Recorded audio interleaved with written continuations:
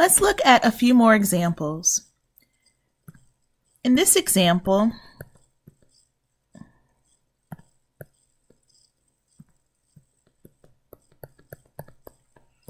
we're given the function f of x equals 3x plus 4 divided by x minus 2. And let's evaluate f of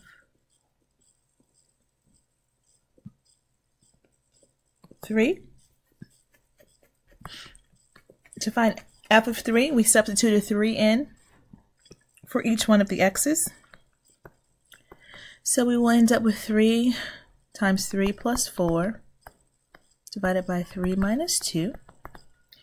And that results in 3 times 3 is 9 plus 4 divided by 3 minus 2, which is 1. And 9 plus 4 is 13 divided by 1.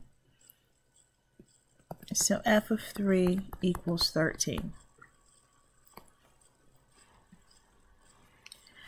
Using the same function, let's do a different example.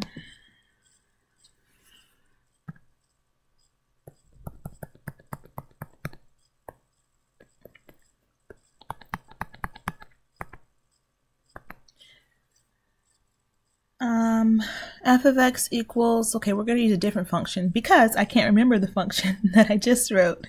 You all know me so well by now. So let's do f of x equals x minus 6 divided by 2x plus 4. And this time, let's find f of m. So instead of defining the function with x or using x as the variables, we want to replace all the x's with m. So f of m would equal m minus 6 divided by 2m plus 4.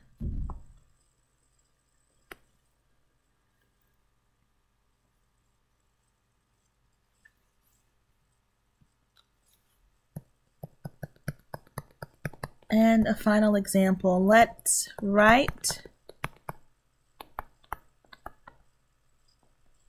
the formula for the volume of a cube as a function of its side length S. So in a cube, each one of these sides has the same length, and we know to find the volume of a cube we multiply length times width times height. But this time they've asked us to define the side lengths using the variables s. Okay?